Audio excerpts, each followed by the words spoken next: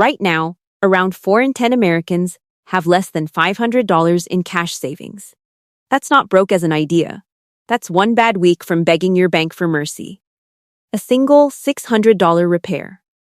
And your options shrink to credit cards, late fees, or asking family for help. Same country. Same economy. Same prices. Some 24-year-olds are sitting on a six-figure net worth. Others are hoping their account doesn't go negative before Friday. This is not about being irresponsible. It's about the 20 money habits nobody taught you, the ones that quietly built my first $100 by 24. Stay with me, because one of those habits took 5 minutes to set up and changed every money decision after it. Derek and Brian were both 22. Same job. Same warehouse office. Same town outside Columbus. Same $54,000 salary. Same break room coffee that tasted like hot cardboard. On Friday night, Derek sat at a scratched kitchen table with a laptop, a bowl of eggs and rice, and a bank app open beside him. The apartment was small. His roommate was in the next room playing a game too loud. The sink dripped. The air conditioner rattled. But when Derek looked at his screen, his shoulders dropped. Across town, Brian was in a newer apartment with better lighting, a bigger TV, and a truck parked out front that still smelled new. His phone lit up 3 times in 10 minutes. Credit card due. Truck payment due. Account low. He locked the screen. Then unlocked it again. Same salary. One crossed $100,000 by 24. One was still underwater. This is not a story about income, or luck, or who was smarter in school. It is a story about habits. Repeated, boring, small enough to ignore. Powerful enough to rearrange an entire life. And by the end, the biggest thing will be clear. The move that mattered most was not a hot stock. Not a side hustle, not some rich uncle trick. It happened in a single afternoon. Derek's first habit was simple. He learned his real paycheck. Not his salary. Not the number on the offer letter. The number that actually hit his bank after taxes, insurance, and retirement deductions. Then he built habit 2. He tracked every dollar for 3 months. No categories at first, no guilt, just facts. Habit 3 came right after that. Every dollar got a job before the month began. That sounds small, until you see the ceiling most young workers are living under. Labor data showed full-time workers age 20 to 24 were making about $810 a week in late 2025. That is roughly $42,000 a year before tax. In real life, that can mean maybe $2,800 to $3,000 a month landing in your checking account, depending on the state and deductions. One rent jump, one tire, one dentist bill, and the whole month bends out of shape. That is why vague money plans fail. Not because people are lazy. Because blurry numbers feel survivable right up until they are not. Derek stopped saying, "I think I'm doing okay." He replaced it with exact numbers. Rent, groceries, gas, insurance, phone, fun. He found 3 leaks fast, random takeout, weekend Target runs, and little subscriptions that looked harmless because each one was under $20. Brian saw the same leaks. He just called them normal. That was the first split. Habit 4 was building the first emergency buffer before trying to look rich. Derek saved his first $1,000 fast. Tax refund, overtime, selling an old console, skipping one weekend trip. Ugly money. Still money. Habit 5 was keeping fixed costs low. He did not chase the apartment with the stone countertops. He stayed with a roommate. He kept the older car. He understood a brutal truth early. The monthly bills you lock in at 22 will sit on your chest at 24. Habit 6 was killing lifestyle inflation before it learned his name. Every raise had a rule. Half went forward, not outward. If his pay rose by $200 a month, at least $100 got captured for savings or investing before he could build a new personality around it. Federal Reserve survey data shows only 63% of adults could cover a $400 emergency with cash or its equivalent. Translate that to real life. More than a third of the country is one break job, one urgent care visit, or one plane ticket for a family emergency away from borrowing at the worst possible moment. That kind of stress changes the sound of a home. Every knock at the door lands harder. Every unknown number on the phone matters more. Derek did not build his first 5 figures by chasing upside. He built it by making sure small disasters stayed small. Most people never get taught that. Habit 7 was taking the employer match immediately. First paycheck. No waiting until he felt ready.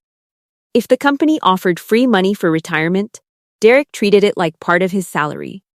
Because it was. Habit 8 was increasing the savings rate every time his income moved. 1% here, 2% there. Not heroic. Automatic. Habit 9 was opening a Roth IRA and filling it steadily, even when the contribution felt too small to matter. He did not need to max it overnight.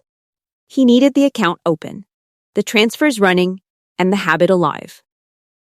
Fidelity's retirement guidance says people should aim to save at least 15% of pre-tax income a year, including any employer match.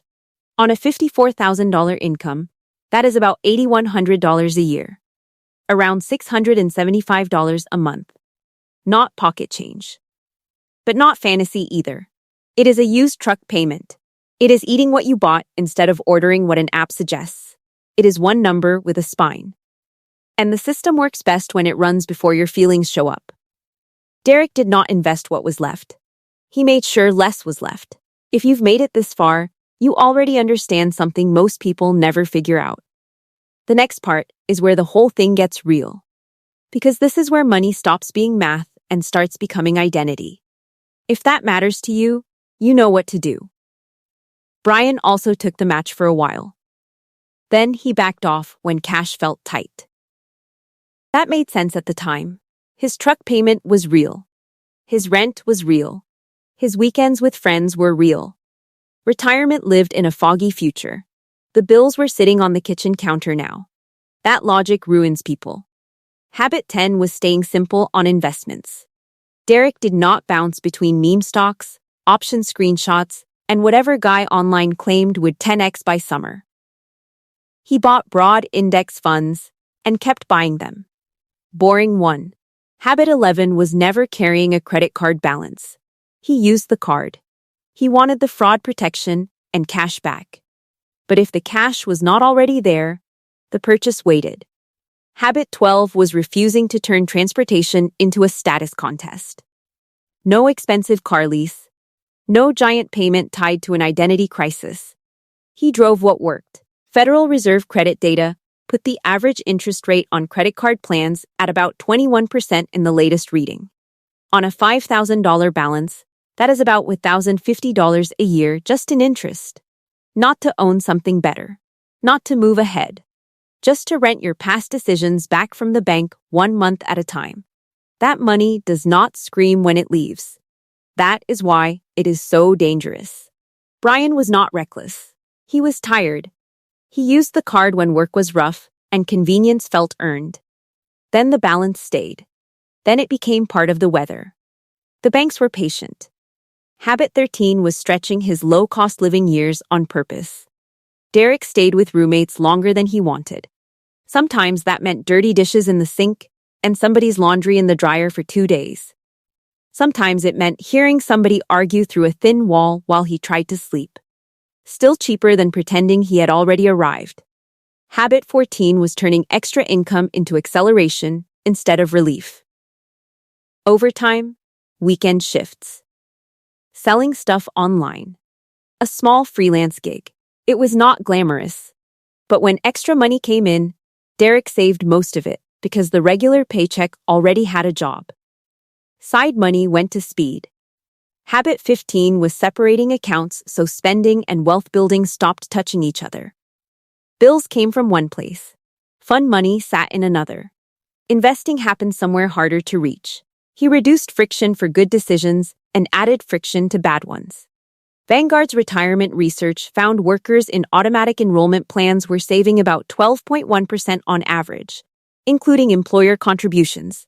compared with 7.6% in voluntary enrollment plans. That 4.5-point gap matters. On a $54,000 income, that is $2,430 a year. Enough to start an emergency fund. Enough to wipe out a toxic card balance. Enough to make I never have anything left a little less true. Willpower is overrated. Systems do not need motivation. That was the real engine. Habit 16 was doing a monthly net worth check. Not every hour.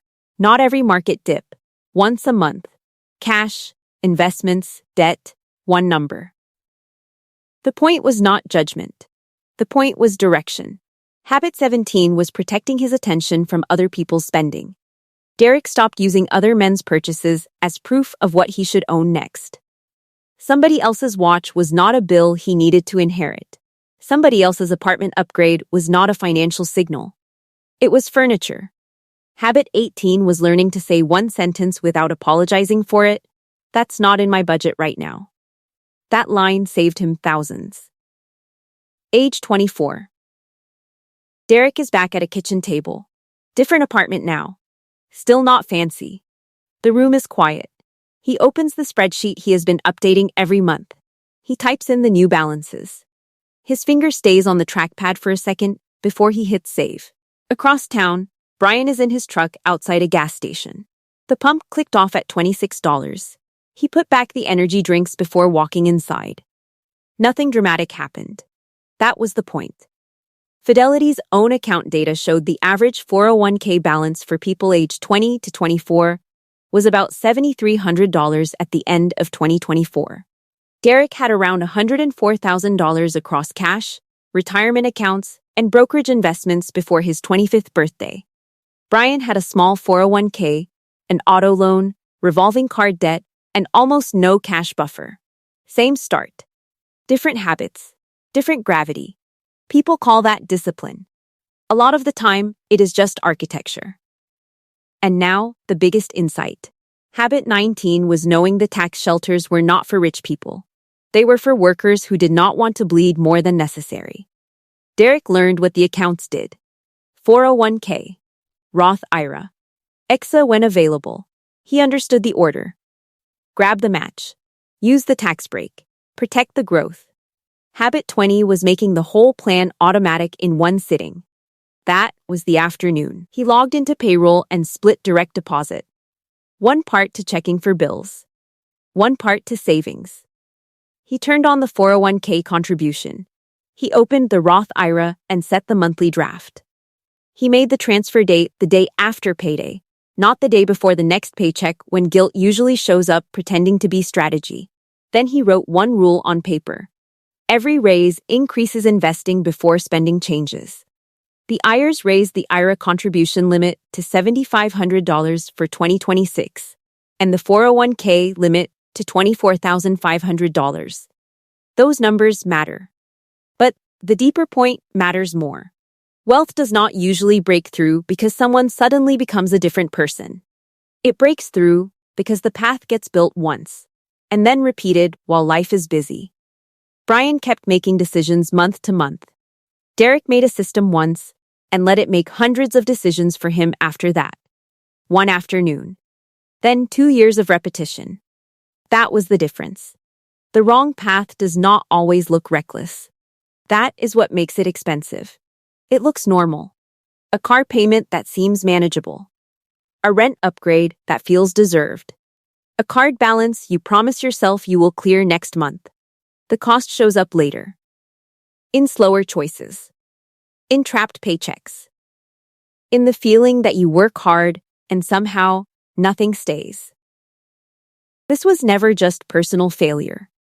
The system is built to make spending automatic and saving optional. Every app is frictionless when you buy. Every serious money move asks for forms, passwords, patience, and a future self most people have not met yet. This was not an accident. It was the intended outcome. So do one thing this week. 1. Before Friday, set an automatic transfer for the day after payday. Not the leftovers, not whatever feels possible at the end of the month. A fixed amount, even if it is $50. Put it where spending cannot casually reach it. Then raise it every time your pay rises. The math was always there. Most people were just taught to ignore it.